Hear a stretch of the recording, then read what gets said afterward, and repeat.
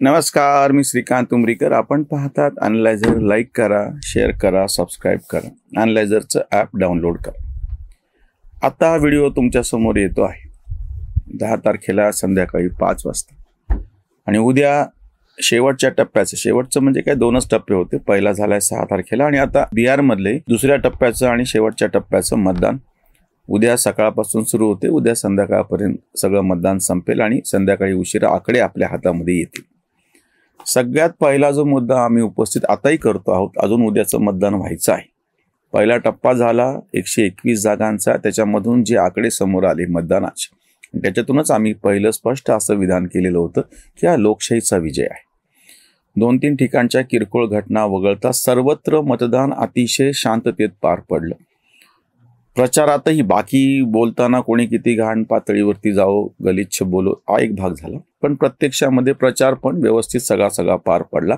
आताही काल हा प्रचार जो संपलेला आहे त्याच्यातूनही जे समोर आला तो मुद्दा की सगळं शांततेमध्ये व्यवस्थित पार पडलेलं आहे. आधीचं टप्प्याचं मतदान व्यवस्थित झाले, त्याच्यामुळे लोकशाहीचा विजय झाला.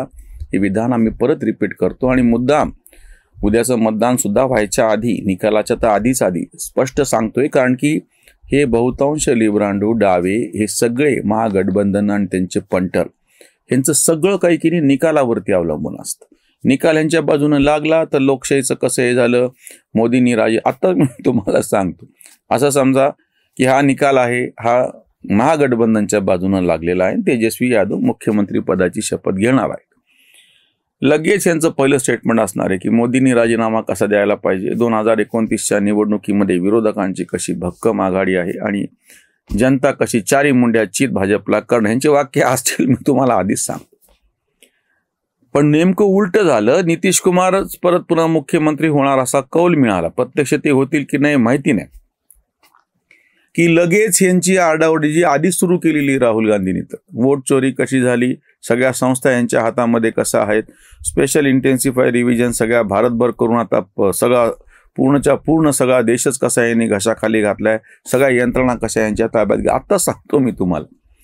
म्हणून आम्ही आमचं मत आधी स्पष्टपणे सांगतो आहोत की जी सगळी प्रक्रिया शांतपणे राबली, त्याच्यातून लोकशाहीचा विजय झाला. प्रत्यक्षामध्ये मतदानातून कोणाचाही विजय हो, महागठबंधनचा विजय झाल्याच्या नंतरही एकही आमची तक्रार, वोट चोरी कशी झाली, ईव्हीएम कसे मॅनेज झाले, व्हीव्हीपॅटमध्ये घोळ कसा घातला गेला, निवडणूक अधिकारी कसे मॅनेज झाले, पोलिसांनी प्रत्यक्ष ह्या सरकारला कंटाळून तेजस्वीला कशी साथ दिली, हे कुठलेही आरोप आम्ही करणार नाहीत. आत्ताच सांगतो मी तुम्हाला. दुसरा जो मुद्दा मला प्रत्यक्ष निकालाच्या आधी आणि ह्या दुसऱ्या टप्प्याच्याही मतदानाच्या आधीच तुमच्या समोर ठेवायचा आहे, कारण की प्रचार संपलेला आहे पूर्णपणे. आता सगळा महाविकास आघाडीचा, महाराष्ट्रात ज्याला महाविकास आघाडी म्हणतात तिकडं महागठबंधन म्हणलेले, या सगळ्या विरोधकांना, ते युपीए आधी होतं, त्याच्यानंतर इंडी आघाडी होतं, आता काय नाव दिले त्यांचं त्यांनाच माहीत. कारण काही पक्ष बाहेर आहेत, काही कोण कुठे, काही कळायला मार्गच नाही त्यांचा. ही तथाकथित विरोधकांची जी काही आघाडी आहे त्यांचा पूर्ण प्रचार विस्कळीत होता. तेजस्वी यादव एकट्याने जास्तीत जास्त सभा घेतल्या, रॅली केल्या, फिरले, ही गोष्ट खरी आहे. त्यांच्यावरती टीका किती करा, प्रचंड प्रमाणात 125च्या जवळपास त्यांच्या सभा आणि रॅली झालेल्या आहेत काहीतरी. आणि त्या तुलनेमध्ये प्रत्यक्ष राहुल गांधी, इंडिया आघाडीचे नेते, लोकसभेतले विरोधी पक्ष नेते, 99 खासदार ज्यांचे निवडून आले, म्हणजे नैतिक विजय कसा झाला असं सगळ्यांनी डिमडिम पिटले होते. त्यांनी फक्त 13 सभा घेतल्या, 13. जेव्हा की प्रत्यक्ष पंतप्रधान पदावरती असताना आणि देशातल्या आणि आंतरराष्ट्रीय पातळीवरच्याही सभा, त्याच्यानंतर भेटीगाठी सगळं असताना सुद्धा आपल्या अतिशय व्यग्र अशा सगळ्या काय म्हणता येईल कार्यक्रमामध्ये असूनही मोदींनी 1-2 नाही, राहुल गांधीपेक्षाही 2 जास्त 15 प्रचंड मोठ्या सभा घेतलेल्या. बाकी योगी आदित्यनाथ, अमित शहा यांनी कसे फिरले आणि स्वतः प्रत्यक्ष नितीश कुमार किंवा भाजपचं स्थानिक पातळीवरचं युनिट हे कसे फिरले, हे सगळं वेगळं. जे राहुल गांधी विरोधी पक्ष नेते, त्यांनी मोदीच्या दुप्पट सभा तिथं घ्यायला पाहिजे होती. आधी तुम्ही जी काही तथाकथित वोट अधिकारी यात्रा काढली होती, मग तुम्ही कसं झालं माहिती आहे का, ते पळण्याच्या शर्यतीमध्ये सुरुवातीला खूप जोरात पळणारा जो असतो, शेवटची जेव्हा वेळ येते तेव्हा तो थकून गेलेला असतो. आणि दुसरा, ज्यानं आधीपासून एक आपली सगळी शक्ती वाचून ठेवलेली असते, बरोबर तो शेवटचं जेव्हा प्रत्यक्ष तुमचं जे लक्ष आहे ते डोळ्यासमोर आल्या की त्यानंतर गती वाढवतो आणि जिंकतो. हीच अशीच ही जी धावण्याच्या शर्यतीतली जी संकल्पना आहे ती तशाला तशी लागू पडते. आधीच यांनी सगळे दिवाळीचे फटाके आधीच वाजवून टाकले आणि नंतर मग दिवाळीत वाजवायला फटाकेच नाही उरले, तशातला प्रकार झाला. आधीच सगळं वोट चोरी, काही यात्रा काढली, सगळं काढलं, त्याला किती प्रतिसाद मिळवती ही गोष्ट वेगळी. आणि नंतर जेव्हा प्रत्यक्ष मतदानाची वेळ तेव्हा राहुल गांधी गायब. हरियाणामध्ये जाऊन तिथल्या हरियाणातलं कसं वोट चोरी झाली, मध्य प्रदेशमध्ये जाऊन कार्यकर्त्यांचं शिबिर काय आदल्या दिवशी, पहिल्या टप्प्याच्या मतदानाच्या आदल्या दिवशी 5 तारखेला हा माणूस जाऊन मध्य प्रदेशमध्ये कार्यकर्त्यांचं प्रशिक्षण शिबिर घेत बसले. अरे त्याच्यापेक्षा तुम्ही दुसऱ्या टप्प्याचं जे तिथं प्रचारामध्ये का नाही वेळ खर्च केला. जी गोष्ट तेजस्वी यादवला कळलेली आहे की भले ह्या 20 वर्षाच्या कारकिर्दीत लोक त्यांच्यावर नाराज आहेत किंवा लोक त्यांच्या बाजूने, आपल्याला प्रचार करणं तर भागच आहे निवडणूक म्हणल्याच्या नंतर. आणि म्हणून त्यानं प्रचंड प्रमाणामध्ये 125च्या जवळपास रॅली आणि सभा घेतलेल्या आहेत. म्हणजे जवळपास प्रत्येक एका आड एक मतदारसंघामध्ये एक झालं ना, ते 243 पैकी 125 म्हणजे काय जोक झाला. आणि इकडं ह्याला 13 सभा आहेत, 13 राहुल गांधी झालेल्या सगळ्या. म्हणून आम्ही म्हणलं की पहिला असा मुद्दा आहे लोकशाहीचा विजय झाला. दुसरा मुद्दा आहे की विरोधकांचा जो प्रचार होता तो विस्कळीत होता. त्यांना एक संधपणे ते सगळ्यांच्या समोर गेले. नितीश कुमारांच्या बाबतीतलं तर एक आश्चर्यकारक असं उदाहरण घडलं. त्यांची तब्येत खराब आहे. जनसुराज पक्षाचे प्रशांत किशोरनी तर वारंवार बॉम्ब करायला सुरुवात केली होती त्यांच्या तब्येतीच्या नावात. आणि त्या नितीश कुमारांनी जेव्हा पावसाळी वातावरण होतं, हेलिकॉप्टर चालत नव्हतं, बाय रोड जायला तयारी दाखवली. सगळे चकित झाले की जेव्हा की ऑनलाईन आपण सभा घेऊ शकतो, मोबाईलवरती हे करायचं, स्क्रीन दाखवायचं, सगळं हे करूयात, लोक जमलेत, तर पण ते टाळून 300-300 किलोमीटर दिवसाला बाय रोड प्रवास नितीश कुमारांनी केलेला. म्हणजे इतकं दोघांना मी म्हणून तेजस्वी तर वयानं तरुण आहेत, त्यांचंही कौतुक त्या प्रचारासाठी करतो. नितीश कुमार वयान जास्त आहेत, तब्येत खराब आहे, तरी त्यांचं मी कौतुक करतो. प्रॉब्लेम फक्त राहुल गांधीपाशी की ते ना कळच ना काय चाललंय. तर परत मी पुन्हा आताच सांगतो की नंतर निकाल यांच्या विरोधात गेला की बोंबल्याला मोकळे.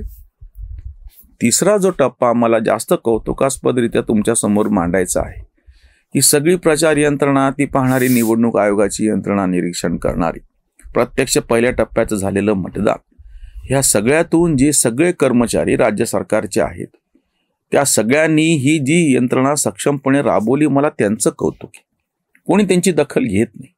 ही सगळी जी सरकारी कर्मचारी आहेत हे काही प्रत्यक्ष कोणाच्या काळामध्ये नेमले गेलेले असं होत नाही. सरकारी कर्मचारी एकदा नेमल्याच्या नंतर त्याच्या निवृत्तीपर्यंत कायम असतो. सरकार येतात आणि सरकार जातात. आपल्याकडं स्थिर अशी जी ही नोकरशाही जी गोष्ट आहे तिच्या नावानं म्हणणं आम्ही वारंवार टीका करतो, सरकार समस्या क्या सुलझाए, सरकार खुद समस्या आहे. पण जेव्हा जेव्हा अशी कामं या सगळ्या सरकारी यंत्रणेकडून व्यवस्थित होतात तेव्हा त्याचं कौतुक करावं लागेल. त्यांनी अतिशय व्यवस्थित पद्धतीने हे सगळं काम केलेलं आहे. म्हणून म्हणलं की एक तर लोकशाहीचा विजय झाला, सर्वसामान्य लोकांनी मतदान करून दाखवलं. दुसरी गोष्ट अशी की विरोधकांचा प्रचार हा पूर्णपणे विस्कळीत होता. आणि तिसरी गोष्ट अशी की जे सगळे म्हणजे नोकरशाही जी आहे, जे सगळे कर्मचारी काम करत होते ते सुरक्षा रक्षक असो, पहिल्या टप्प्याचं तर मतदान झालं त्यामुळे त्या मतदान केंद्रावरचे सगळे कर्मचारी असो, आणि आता दुसऱ्या टप्प्याचं सुद्धा आता हा व्हिडिओ होतोय तेव्हा त्यांच्याकडे सगळी तयारी होऊन सगळे त्या ठिकाणी मुक्कामाला रवाना पण आता होतात. आज रात्रीपर्यंत त्या जो बूथ आहे त्या ठिकाणी रात्री ते सगळे अधिकारी जमून तिथली व्यवस्था पाहून सकाळी लवकरात लवकर 6 वाजताच काहीतरी ते मॉक पोलिंग होतं 7-1 जणांचं, आणि त्याच्यानंतर प्रत्यक्ष 7 वाजता सकाळी मतदान सुरू होतं. त्याच्यामुळे ह्याही यंत्रणाचं कौतुक, त्याच्यावरची उसंतवाणी. बिहारात सारा थांबला प्रचार, राहुल तो फार दिसलाना. हरियाणात हा शोधे मतचोरी, प्रचारात दुरी बिहारात. निकालाच्या आधी सुरू बोंबाबोंब, गोंधळाचा कोंब लसलसे. पेपरना पूर्ण सोडवती, कधी कमी गुण व्याधी उफाळते. गठबंधनाचे उडालेले रंग, आपसात जंगत चाललेली. लावून भिंगरी तेजस्वी फिरला, राहुल उरला मस्करीत. कांत म्हणे आता निकालाची वाट, लोकशाही घाट अवघड, लोकशाही घाट अवघड. राहुल गांधींची मस्करी केल्या गेली, मीम फिरल्या गेले त्याचे, तोच काय आधी बोलतोय नंतर काय बोलतोय. या तुलनेमध्ये त्यांच्याच आघाडीतल्या तेजस्वी यादव सारख्यांनी जी आघाडी घेतली प्रचारात आणि बाकी सगळी, ती कौतुकास्पद आहे. सत्ताधाऱ्यांनी ती यंत्रणा व्यवस्थित पद्धतीनं राबवली. आता ही सगळी प्रक्रिया राबवणे, त्याच्यानंतर उद्या निकाल लागणार, निकाल विरोधात गेले की परत विरोधक बोंबलणार, भारतभर आरडाओरडी होणार, न्यायालयामध्ये खटले दाखल होणार, ते चालत राहणार, त्याची चर्चा होणार आणि त्याच्यानंतर लगेचच पश्चिम बंगालची निवडणूक आहे, आसामची निवडणूक आहे, केरळची निवडणूक आहे, तामिळनाडूची निवडणूक आहे. आसाम सोडलं तर तिन्ही ठिकाणी विरोधकांची सत्ता आहे. त्याच्यामुळं त्याच्यावरती प्रचंड असा गोंधळ हे विरोधक करणं, कारण की त्यांनी ते जर गमावलं, उदाहरणार्थ ममता बॅनर्जींनी बंगाल गमावलं तर त्यांच्या हातात काय, DMKनी तामिळनाडू गमावलं तर मग त्यांच्या हातात दुसरं काहीच नाहीये. आणि डाव्यांची तर सगळ्यात मोठी अडचण अशी आहे की दोन्हीकडून आता अडचण आहे.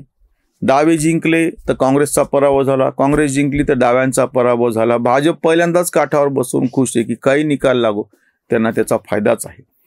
आसाम वगळलं तर ह्या तिन्ही राज्यांमध्ये विरोधकांची जी गोची होऊन बसलेली आहे.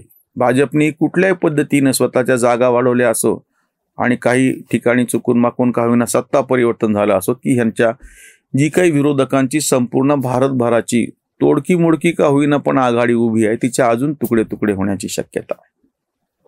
बघूयात काय होतं ते. इथेच थांबूया. धन्यवाद.